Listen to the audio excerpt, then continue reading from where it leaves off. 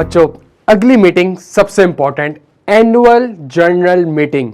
इसके नाम के साथ एनुअल का वर्ड आ रहा है, इसका मतलब है ये मैंडेटरी है, ये हर साल कराना मैंडेटरी है, सही, तभी इसके नाम के साथ एनुअल का वर्ड आ रहा है। ठीक है, लॉ आपसे क्या कहता है? अगेन मैं आपको बार बार कहूंगा कॉन्सेप्चुअल फ्रेमवर्क के ऊपर फोकस करें। ये लॉ, ये सेक्शन एनुअल जनरल मीटिंग किन कंपनीज के ऊपर अप्लाई होगा पहले ये देखना होगा। इस मीटिंग का पर्पस क्या होगा इसको देखना पड़ेगा। अगेन नोटिस की कुछ रिक्वायरमेंट्स होंगी, मेंबर्स को कुछ बताना होगा, उससे रिलेटेड कुछ रिक्वायरमेंट्स होंगी, वो देखना होगा। और इस मीटिंग का टाइम पीरियड क्या होगा, कब करनी होगी। ठीक है, लॉ बड़ा सिंपल है आपसे।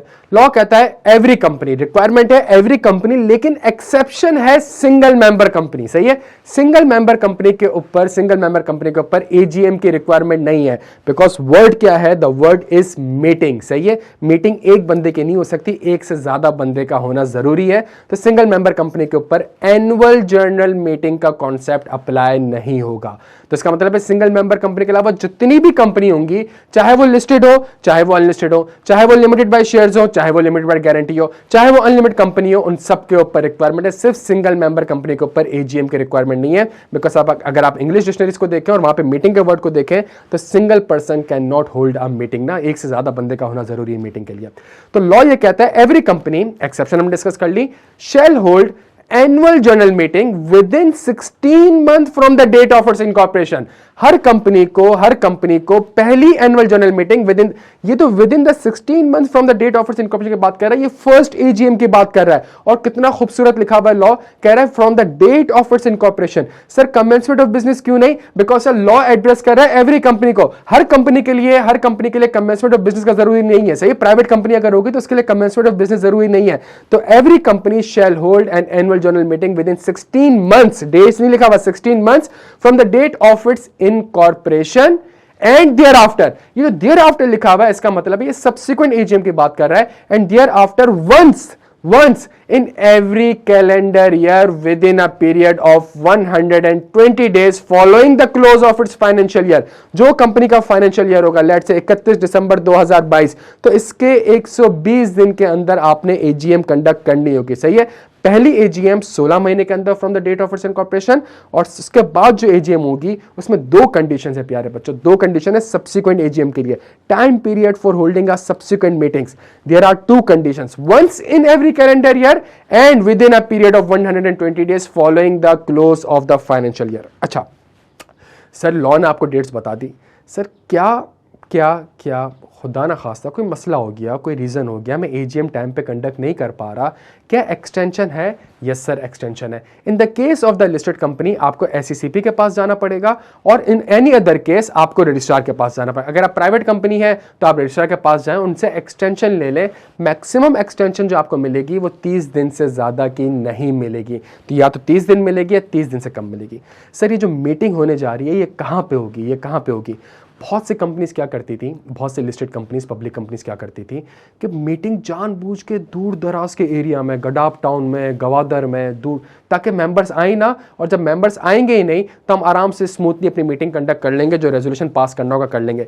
यहाँ पे लॉ ने चेंजेस आए और लॉ ने कहा कि नहीं भाई, in case of a listed company in a town in which the registered office is situated or nearest city, or in the nearest city, जहां पे आपका रजिस्टर्ड ऑफिस है उसी टाउन में या उसके नियरेस्ट सिटी में आपने अपनी एनुअल जर्नल मीटिंग को कंडक्ट करना होगा। अगर आपकी registered office for example Karachi में है, कराची के गुलशन में है, तो या गुलशन में या उसके आसपास के शहर में आप कर सकते हैं। ऐसा नहीं हो सकता कि जी आपने केपीके में जाके अपनी एनुअल जनरल मीटिंग कर रहे हैं, नहीं, ये आप नहीं कर सकते। अच्छा, इन एनी अदर केस, अगर लिस्टेड कंपनी के अलावा कोई कंपनी है तो फिर तो कोई मसला ही नहीं है, आप जहां चाहे कर सकते हैं। आईक्यू स्कूल ऑफ फाइनेंस एक प्राइवेट कंपनी है, सही है, मैंने और एमक्यू ने मीटिंग करनी है, मैं और एमक्यू चाहे तो पाकिस्तान टूर करते हुए मीटिंग कर सकते हैं, मैं और एमक्यू चाहे तो यूएस में जाके मीटिंग कर सकते हैं, बिकॉज प्राइवेट कंपनी 2-3 मेंबर्स है तो अलाइनमेंट होगी। पब्लिक कंपनी और लिस्टेड कंपनी जहां पे मिलियंस ऑफ तादाद में शेयर होल्डर्स होंगे और उनके लिए रखी है मीटिंग रखी है उनके लिए, तो प्यारे बच्चों ये कैसे हो सकता है कि जी जो रजिस्टर्ड ऑफिस है उसके आसपास के अलावा आप कहीं और जाके मीटिंग कर ले, ये पॉसिबल नहीं है। अच्छा, लेकिन सर अगर फॉर एग्जांपल लिस्टेड कंपनी के केस में, in the case of listed company, again listed company के लिए रिक्वायरमेंट है at least 7 days prior to the meeting members holding at least 10%, 1/10 of the paid up capital. अगर उनके पास 10% ऑफ द होल्डिंग है company की, सही है, तो वो डिमांड कर सकते हैं video link facility for joining AGM. सही है, वर्चुअली इसको समझने की कोशिश करिएगा। ये जो आपके पास वीडियो लिंक फैसिलिटी का वर्ड यूज हो रहा है, जितनी भी एजीएम होती हैं अब उसमें video link facility, video link provide किया जाता है। सुनिएगा, दो अलग अलग वर्ड्स हैं। वीडियो लिंक प्रोवाइड किया जाता है कि अगर आप चाहें तो आप वर्चुअली भी मीटिंग को ज्वाइन कर सकते हैं, ठीक है। लेकिन अगर एक ऐसा मेंबर, अगर कराची में रजिस्टर्ड ऑफिस है और कराची में एनुअल जनरल मीटिंग होने जा रही है, लेट्स से ये पीसी होटल वगैरह में, और हैदराबाद में आपके कुछ ऐसे मेंबर्स हैं जिनके पास 1/10 ऑफ दी होल्डिंग पावर है कंपनी में, ठीक है, और ये लिस्टेड कंपनी के लिए लिखा हुआ है। In case of a listed company अगर 1/10 उनके पास होल्डिंग पावर है, तो वो लोग वर्चुअल लिंक नहीं, वो तो सबको प्रोवाइड करना है, वर्चुअल लिंक फैसिलिटी कंपनी से गुजारिश की जाएगी कि बेटा हैदराबाद में कोई एक स्क्रीन वगैरह लगाओ, प्रॉपर करो, बैठने का इंतजाम करो, ताकि हम यहां से बैठ के है ना आपकी पूरी मीटिंग अटेंड कर सके। फैसिलिटी का वर्ड लिखा हुआ है, समझिएगा मेरी बात को, सही है। अगर 1/10 है, अगर एक मेंबर बैठा हुआ है, एक शेयर लेके बैठा हुआ है, तो वो क्या कहते हैं, केपीके में बैठ के ये नहीं कह सकता कि जी मुझे एक रूम अरेंज करके दो, वहां पे कैमरा भी लगा हुआ हो, वहां पे टीवी भी लगा हुआ हो और मैं मीटिंग अटेंड करूं। नहीं भाई, इतना नहीं। फैसिलिटी प्रोवाइड उसको की जाएगी जिसके बाद 1/10 वोटिंग पावर होगी, ठीक है। अच्छा, इसके बाद सर मीटिंग होने जा रही है, तो मीटिंग के लिए तो सर नोटिस भी देना पड़ेगा ना। अच्छा, नोटिस की रिक्वायरमेंट क्या है? नोटिस की requirement, notice shall be send to the members and the following person. Member को भी दिया जाएगा, मेंबर के अलावा इन बंदों को भी जाएगा। किन बंदों को दिया जाएगा? एवरी डायरेक्टर को, सारे डायरेक्टर को मीटिंग का नोटिस जाएगा। अगर मेंबर्स के लीगल हायर्स है, सही है, अगर फॉर एग्जांपल कोई ऐसा मेंबर है जो कि मर गया है, तो जो विरासत में जिनको मिलने थे शेयर्स, उनको नोटिस जाएगा। और सबसे इंपॉर्टेंट चीज, ऑडिटर्स ऑफ अ कंपनी को जाएगा। ऑडिटर्स ऑफ अ कंपनी को क्यों जा रहा होगा, डायरेक्टर्स को क्यों जा रहा होगा, थोड़ा सब्र करें, आगे जाके मैं इसकी लॉजिक बताऊंगा। लेकिन नोटिस जो जाएगा एटलीस्ट 21 दिन पहले नोटिस जाना चाहिए, सही है, एटलीस्ट 21 दिन पहले नोटिस जाना चाहिए। ये प्यारे बच्चों आपके सामने एक प्रैक्टिकल एग्जांपल है। ये 6 अप्रैल को नोटिस की डेट है, और अगर आप नोटिस देखें तो नोटिस में जो एजीएम होने जा रही है वो 27 अप्रैल की हो रही है। क्या कंपनी ने कंप्लाई किया हुआ है? सर 27 अप्रैल में से सिंपल सा फॉर्मूला है, 27 में से 21 माइनस कर दे, आंसर आया 6 अप्रैल या उससे पहले नोटिस चला जाना चाहिए। यस सर, 6 अप्रैल को नोटिस दे दिया था इसने, कंपनी कंप्लाइंट है। तो अगर मैं इस पूरी चीज को आपके सामने डिस्कस करूं, डेट पे बच्चा बहुत फंसता है, एमसीक्यूज के लिए भी और ड्राफ्टिंग के लिए भी। सिंपल सा फॉर्मूला मीटिंग के लिए कि जो भी मीटिंग की डेट है उसमें से, उस डेट में से, उस नंबर में से आप 21 माइनस कर दें। एक और इलस्ट्रेशन आपके सामने रखता हूं आपको प्रूफ करने के लिए। होल्डिंग ऑफ एजीएम होने जा रही है 31 अक्टूबर 2022 को। 31 में से आप 21 माइनस कर दें प्यारे बच्चों, आंसर आएगा आपके पास 10। तो इसका मतलब है 10 अक्टूबर या उससे पहले नोटिस चला जाना चाहिए। 11 को गया, 12 को गया, लॉ की आपकी खिलाफ वर्जी हो जाएगी, ठीक है।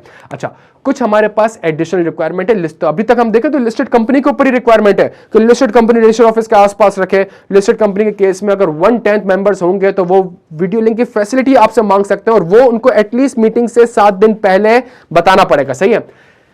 लिस्टेड कंपनी के लिए एक और requirement, notice shall be send to the commission and shall be publish in English and Urdu language newspaper having nationwide circulation. Sir आप पब्लिक लिस्टेड कंपनी है, लाखों नहीं करोड़ों की तादाद में आपके मेंबर्स हो सकते हैं, तो सर इस केस में नोटिस कमीशन के पास भी जाएगा, और इसके अलावा जो इंग्लिश न्यूज़पेपर होगा और उर्दू न्यूज़पेपर होगा उसमें भी आपने पब्लिकली अपने नोटिस को पब्लिश करना पड़ेगा। अगर आपने वॉयलेशन करी तो आपके ऊपर लेवल 2 की पेनल्टी या लेवल 1 की पेनल्टी लग जाएगी। अगर आप लिस्टेड कंपनी है तो लेवल 2 की पेनल्टी लगेगी। अगर आप अदर देन लिस्टेड कंपनी तो आपके ऊपर लेवल 1 की पेनल्टी लग जाएगी। प्यारे बच्चों, आज एक काम करते हैं, कुछ जबरदस्त इलस्ट्रेशन देखते हैं। सर कंपनी का फाइनेंशियल ईयर है 21 जनवरी से दिसंबर, तो दिसंबर is a financial year. Company incorporate हुई 1 जनवरी 2020 को, ठीक है जी। तो फाइनेंशियल ईयर खत्म हो रहा होगा 31 दिसंबर 2020 को।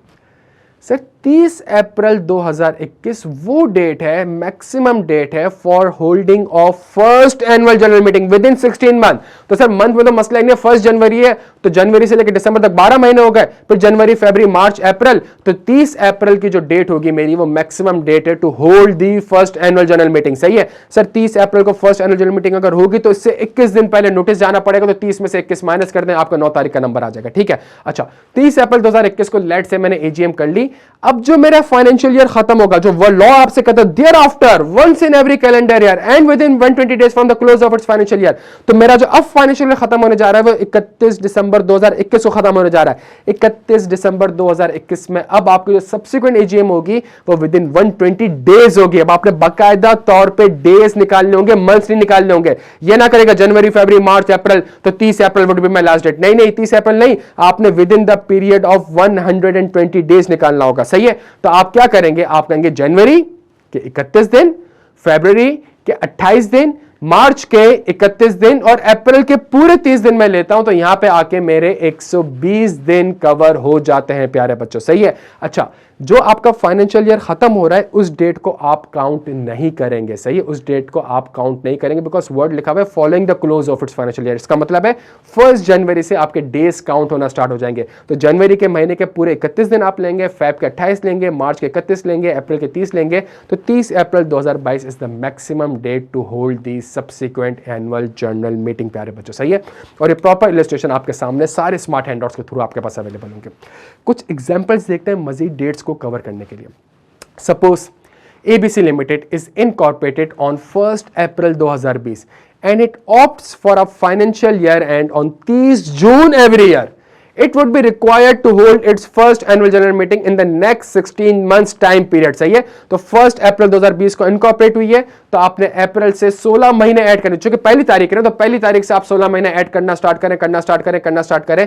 वी एज्यूम दैट आंसर क्या होगा, आंसर होगा 31 July 2021, that is 16 month from the date of its incorporation. सही है, अब सवाल हम आगे देखते हैं, आसान हो गया ना जी। अप्रैल में आप 16 महीने ऐड करें, जो आपके पास नंबर आएगा वो आपको फर्स्ट एजीएम कंडक्ट करनी होगी।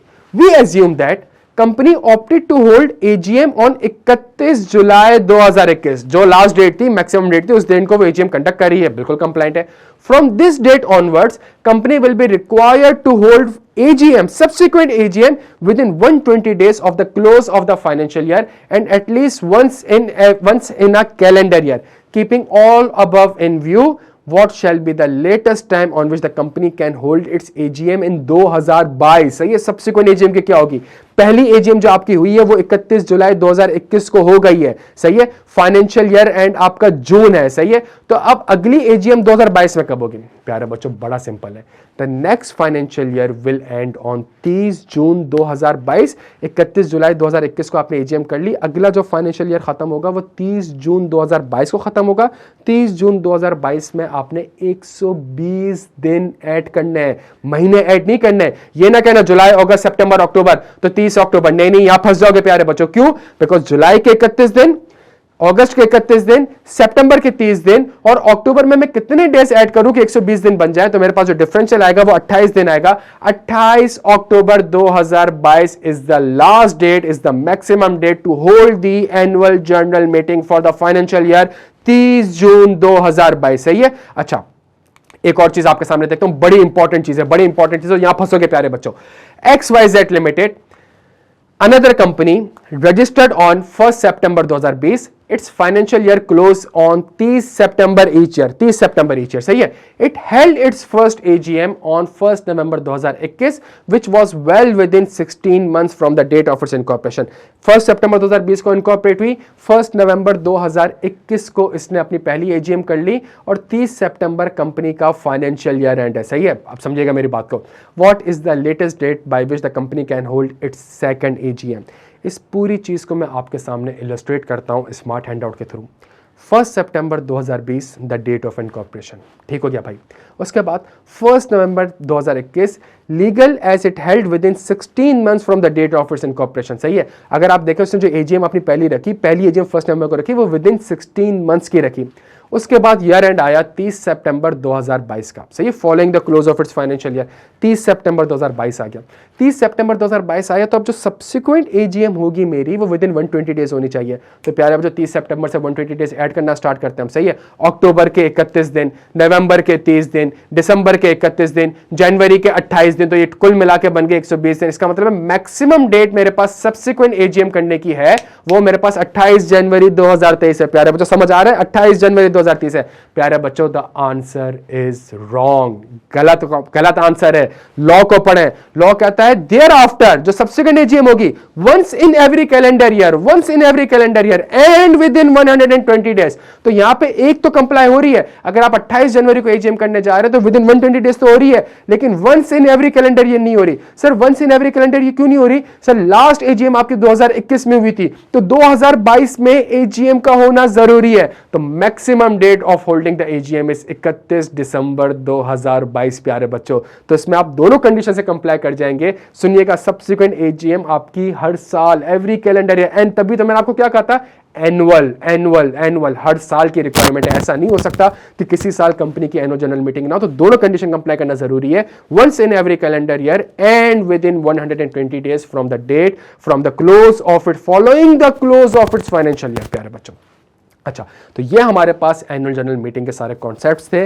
डेट में बच्चा कंफ्यूज हो जाता है। ये जो मैंने आपको ट्रिकी पार्ट बताया था इस इलस्ट्रेशन में, इसको गौर से देखिएगा। एक एजीएम प्यारे बच्चों आपकी हो रही थी 2021 में, अगली एजीएम फाइनेंशियल ईयर 2022 की होनी थी, जो कि 2023 में जा रही थी अगर मैं 120 दिन में देखूं, लेकिन मैं 23 में लेके चला जाऊंगा तो मेरे लॉ से कंप्लाई नहीं कर सकूंगा। फिर तो लॉ इतना खूबसूरत है। Thank you so much. ये कौन सी हो गई भाई?